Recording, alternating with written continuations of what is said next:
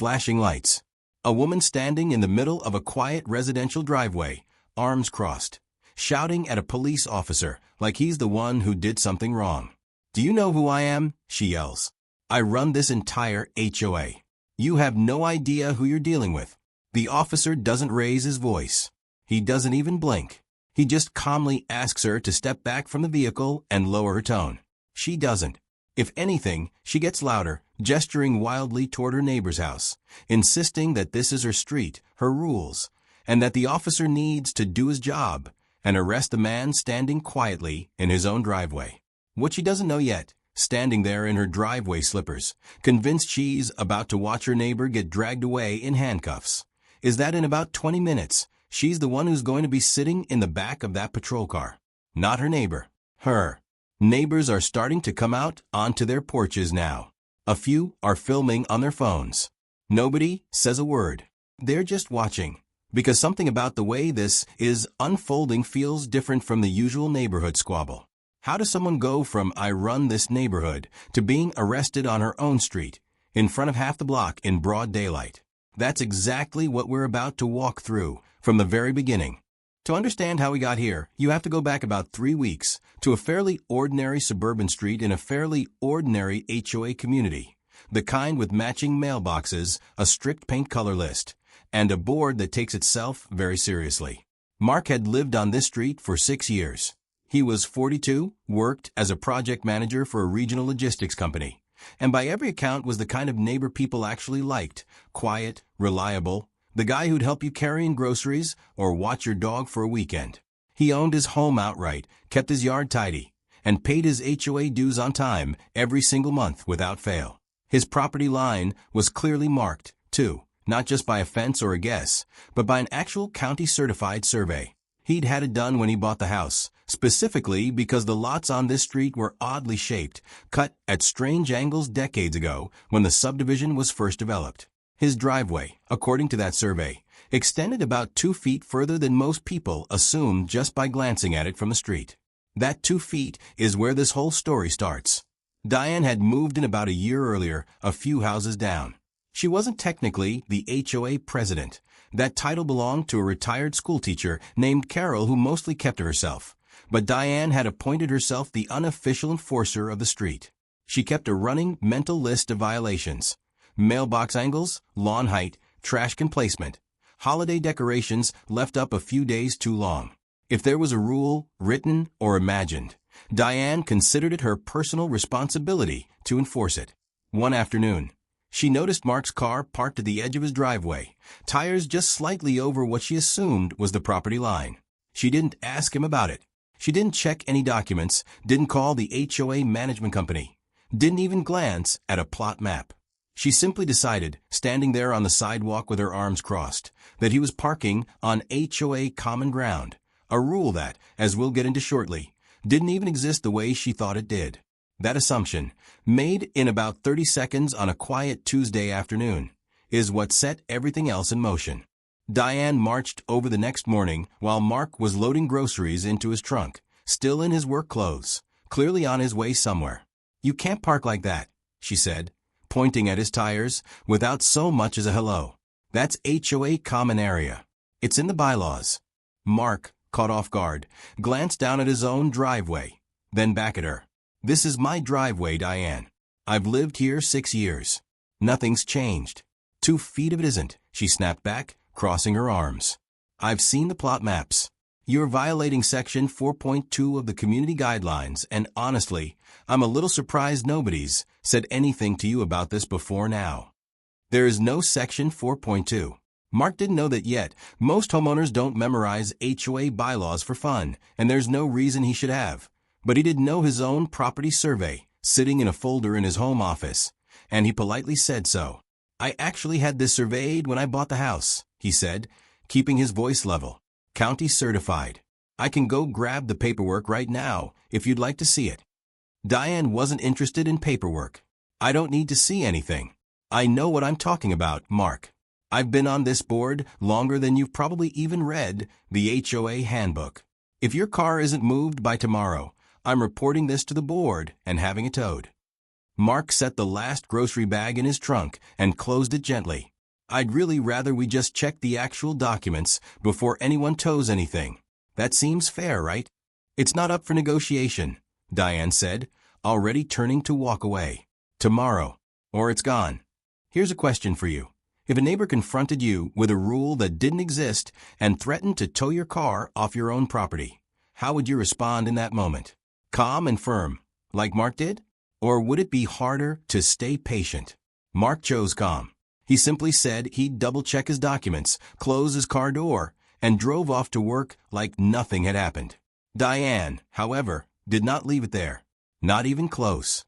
2 days later, Mark found a bright orange notice taped to his front door.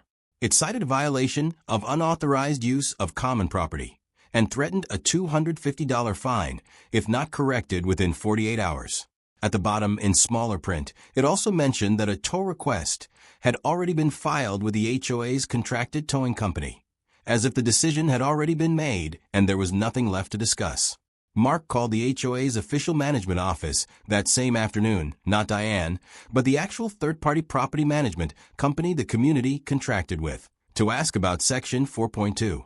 The woman on the phone put him on hold, checked the governing documents twice, and came back to confirm there was no Section 4.2 anywhere in the community's bylaws. There was also no record of any approved tow request, no fine on file, and no violation logged under his address. When Mark mentioned this to Diane the next morning, calmly and without any hostility, she didn't back down. If anything, she escalated. "I don't need the management company's permission," she said, her voice rising. "I'm on the board. I have authority here, whether they've logged it in their little system or not. If you want to fight this, I'll have the police out here so fast your head will spin, and I'll make sure everyone on this street knows exactly what kind of neighbor you are." She wasn't finished. Over the following days, she began telling other neighbors at the mailbox, over the fence, in the community group chat, that Mark was stealing HOA land and refusing to cooperate with the board.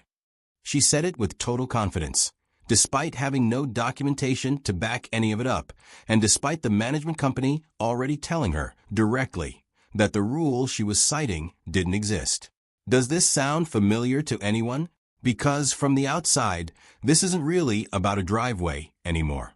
This is starting to look like a pattern a lot of people recognize. Someone using a small position of authority less to enforce actual rules, and more to enforce their own sense of control over the people around them. Would you call that a power trip? Or something a little more serious than that? Mark, for his part, stayed composed.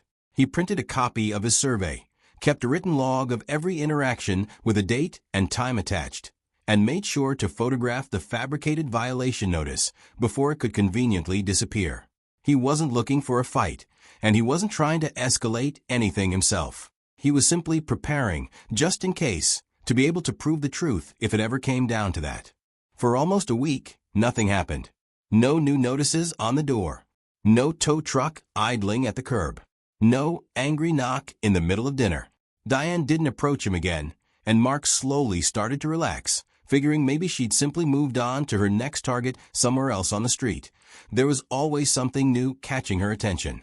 He mowed his lawn on Saturday like normal, waved to a neighbor walking their dog past the house, grilled dinner outside on Sunday evening with the windows open. For a few days, life looked completely ordinary again, the way it had for the 6 years before any of this started. But Mark kept his documents in the glove box of his car anyway. The survey, the photos of the fake notice, the written log, just in case. Because somewhere off camera, so to speak, Diane hadn't actually let any of it go. She'd spent that quiet week not cooling off, but convincing herself of something far bigger than a 2-foot driveway dispute, turning it over and over in her head until it felt, to her, like something worth calling in outside help over. And she was about to act on that in a way nobody on that street saw coming. The following Tuesday morning, just after 9, 2 patrol cars pulled up outside Mark's house. Diane had called 911 about 10 minutes earlier, telling the dispatcher, in an urgent tone, that a neighbor was trespassing on HOA property, refusing to comply with board orders, and had threatened her the last time she approached him. None of that was true. Mark had never raised his voice, never threatened anyone, and had spent the entire dispute simply asking to check documentation. But the officers, understandably, had no way of knowing that yet. They had to respond and take the report seriously, exactly as they're trained to do. Officer Reyes, a calm, methodical man in his late 30s, approached Mark first, explaining the nature of the complaint that had been filed against him. Mark, just as calm as always, explained the situation from the beginning and offered to show his property survey right there on the spot. Diane, meanwhile, was already outside on the sidewalk, loud, animated, gesturing between the two men, insisting the officers handle this immediately and repeating more than once that she was the one with actual authority on this street. "Do you know who I am?" she said again, this time directly to Officer Reyes, her voice carrying across 3 or 4 front yards. "I'm on the HOA board. You need to enforce this. This is going to keep happening if you don't do something right now." Officer Reyes remained even-toned, unbothered by the volume. "Ma'am, HOA board members don't have law enforcement authority, and this isn't something I can act on just based on a phone call. I need to look at the actual documentation before anything happens here, from both of you." By now, a few more neighbors had drifted onto their porches, watching quietly. Nobody said anything. Nobody had to. Have you ever seen the police get called over something this small? It happens more than people think, and it's often the person who made the call, not the person they reported, who ends up in trouble once the actual facts come out. Mark walked to his car, retrieved his property survey from a glove box, and handed it to Officer Reyes without a word of commentary, just calmly letting the document speak for itself. It clearly showed his driveway boundary, verified and stamped by the county, extending exactly to where his tires had been parked that entire time. Officer Reyes studied it for a moment, then turned to Diane and asked her directly for the specific HOA bylaw she'd been citing, Section 4.2, the one she'd repeated with such confidence days earlier. She hesitated. For the first time in this entire story, she hesitated. I'd have to check the exact wording later," she said, "but I'm basically certain it exists.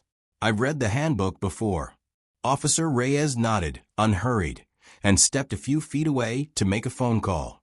He contacted the HOA management company directly, the same office Mark had already spoken to twice that week. They confirmed, once again on record, that no such rule existed anywhere in the governing documents, that no fine had ever been formally approved, and that no tow order had ever actually been filed with any contracted company. Diane's tone shifted almost instantly, from commanding to defensive. "This is ridiculous. I know what I'm talking about. He's clearly hiding something if he's making this into such a big deal over one conversation." Officer Reyes calmly, evenly, explained to her that filing a false police report, along with issuing fabricated HOA violation notices to a homeowner, wasn't simply a neighborhood disagreement anymore. It was something that carried real legal weight, and it was something he was now obligated to look into more formally. You could see it on her face, the exact moment the ground shifted underneath her. Because Diane had made a knowingly false statement to responding officers about being trespassed against and threatened, and because the fabricated fine notice and fake HOA citation existed in writing with a clear paper trail, Officer Reyes informed her, calmly and without any theatrics, that she was being placed under arrest for filing a false police report. She didn't take it well. "You can't do this," she said, her voice cracking with disbelief. "Do you know who I am? I've lived on this street for a year. I'm on the board. This is—" "I do know who you are," Officer Reyes said evenly, cutting in without raising his voice. "You're the person who called in a false report this morning." There was no shouting from the officers, no dramatics, no raised voices to match hers. Just a calm, procedural arrest, exactly the way it's supposed to happen. The second patrol car's officer stepping in to handle the paperwork while Reyes explained, step by step, what would happen next and what her rights were. The neighbors on their porches stayed quiet the whole time.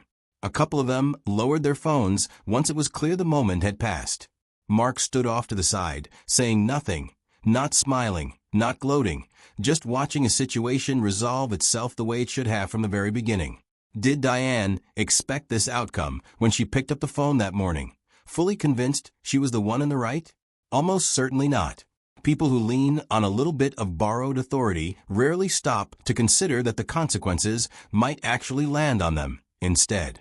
In the weeks that followed, the HOA board formally reviewed the entire incident, start to finish, including the fabricated notice and the false report.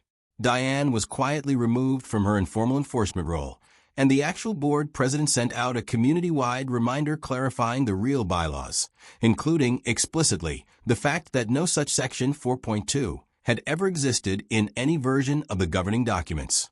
Mark never asked for any of this to happen the way it did. He didn't gloat about it, didn't post a triumphant recap on the neighborhood app, and didn't bring it up again once the situation had actually resolved itself. When a couple of neighbors asked him about it later, he mostly just shrugged and said he was glad it was over. He just wanted his driveway, the one he legally owned, the one a county survey had confirmed years earlier, left alone. In the end, that's exactly what happened. At the end of the day, this was never really a story about 2 feet of pavement. It was about what happens when someone mistakes a title, a role, or a small amount of borrowed authority for actual power over other people's lives, and what happens eventually when the facts calmly and patiently catch up with them anyway. Mark didn't do anything dramatic to win this. He just stayed calm, kept his documentation, and let the truth speak for itself when it mattered. Sometimes that's really all it takes. If you enjoyed the story, go ahead and hit like, and subscribe if you want more real HOA and neighbor karma stories like this one every week. Have you ever dealt with an HOA board member or a neighbor who thought a little bit of authority meant they could make up their own rules as they went? Tell us what happened to you in the comments below. We genuinely read every one of them.